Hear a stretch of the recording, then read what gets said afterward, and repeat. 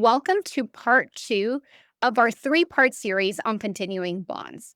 I'm Dr. Madi Marquez, and today in part two, we're going to talk about the where and the when you can start incorporating your adaptive bond with your deceased loved one.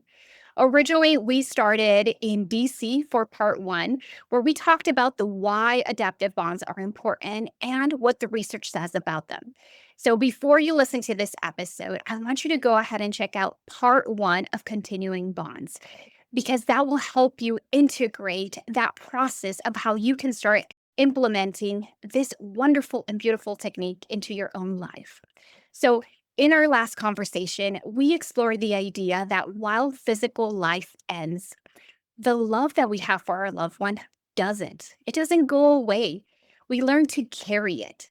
And many of us, including my own self, when I thought about how can I expand my relationship with my deceased loved one, this sounds wild to me. That can actually come with a sense of uncertainty and fear. So you might wonder, is it okay to still talk to my loved one after they're gone? Or am I holding on too tightly to them? If you felt this way, I want you to take a deep breath and hear this. Your heart is not broken, my friend, for staying connected with your loved one. It is actually learning to carry a new kind of presence in your own life. So, today we're going to look at the when and the where of adaptive bonds. And we're going to talk about in my research and in my work with participants who have experienced the loss of a loved one, I often see a fear that staying connected to our loved ones is somehow going backwards or regressing in our progress. But the continuing bonds theory shows us that integration can actually serve as an engine for growth. Welcome to another episode of the Growth After Loss podcast. I'm Dr. Madi Marquez, a personal growth educator after loss. And before we begin today's episode, I want to remind you that to please hit that subscribe button, subscribe to our podcast so more people can find it. Also, this is a quick reminder that the information on this podcast is for educational purposes only. It is not meant to substitute licensed mental health support, diagnose, or treat a mental illness. Now, in my research and in my own work, again, I have seen participants who have expressed a fear of staying connected with their loved ones, even though they want to do it. And this is because there is this perception that if we talk to our loved ones or if we stay connected to them somehow, that we are regressing in our progress. And now, let me preface that depending on your culture, that's something that is not okay with. So you have to do what's right for you, my friend, before you continue on with this episode. I want to preface this conversation that you have to do what is right for you. The continuing bonds theory shows us that if we learn to integrate our loss into our life, it can help with our growth. And I also saw this in my research because we aren't working on integrating our loss into the fabric of our lives to move on from our loss, but we are moving with it. We are learning to carry it. And we are weaving that love that we have for our loved ones into the person we are becoming. It is a healthy way for adaptation after loss.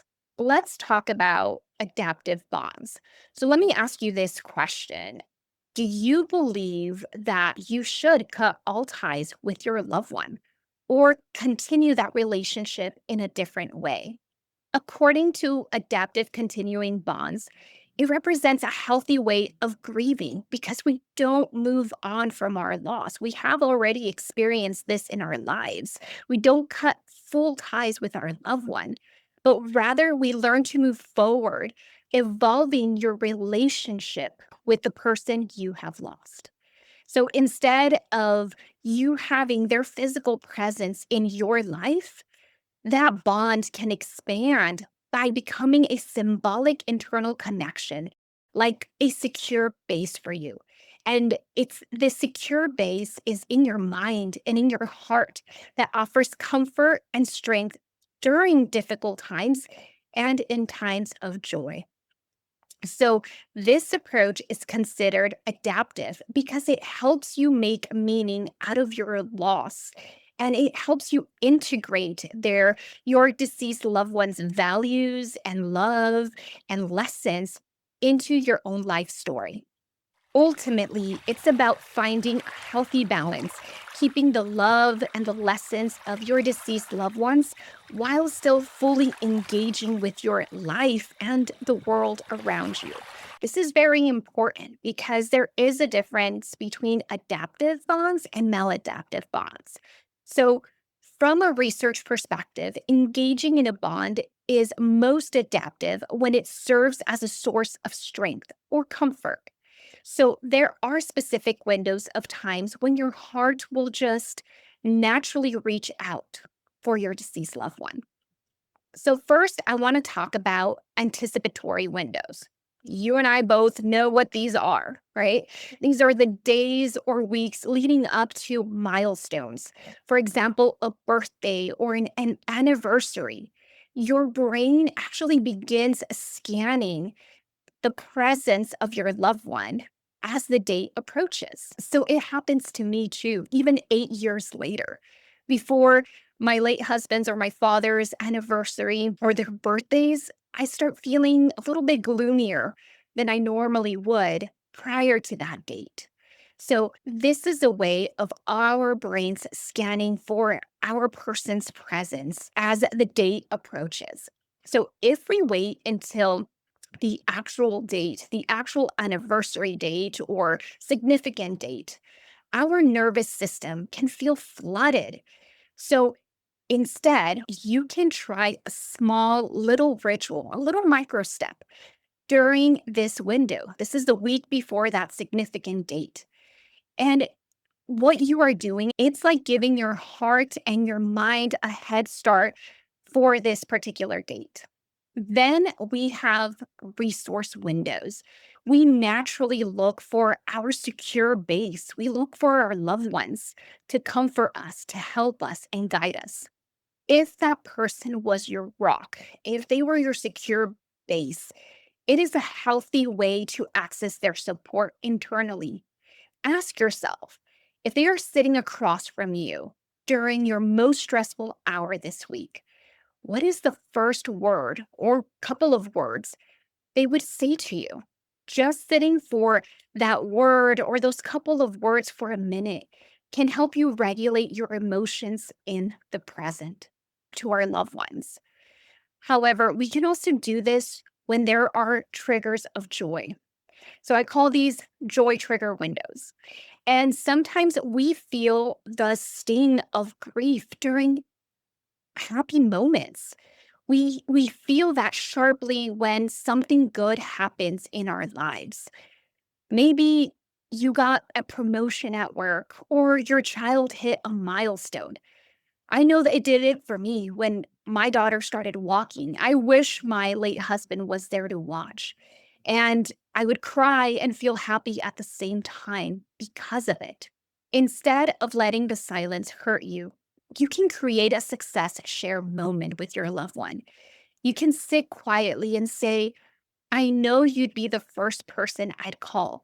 So I'm calling on your memory now. This turns this moment of absence into a moment of a shared legacy, of a shared joy or shared milestone. One of our community members recently shared with me that they were just beginning to look for the how to's in their journey. So they described grief very beautifully as a wilderness without a map. And I know that so many of us can relate to this. Even when we have the tools and the techniques, sometimes we just feel that hollow, that emptiness because we don't have our loved one's physical absence. So I hear you. I can relate to that profoundly. I want you to have tangible tools to hold on to.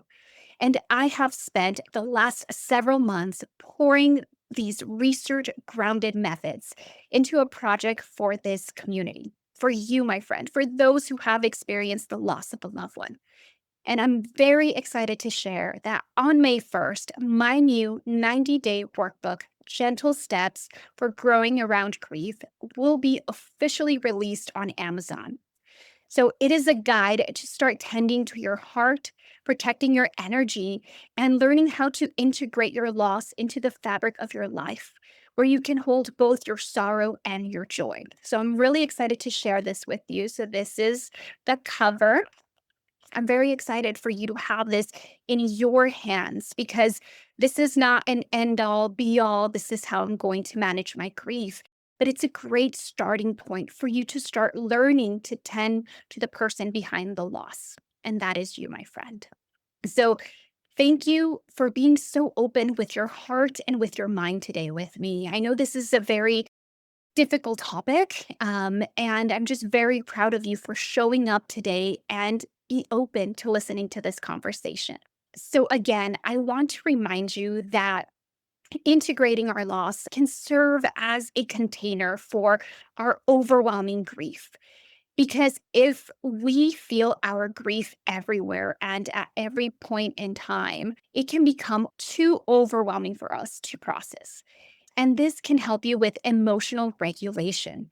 So, by choosing a specific space, we can give ourselves permission to connect and, equally important, permission to step away if we need to.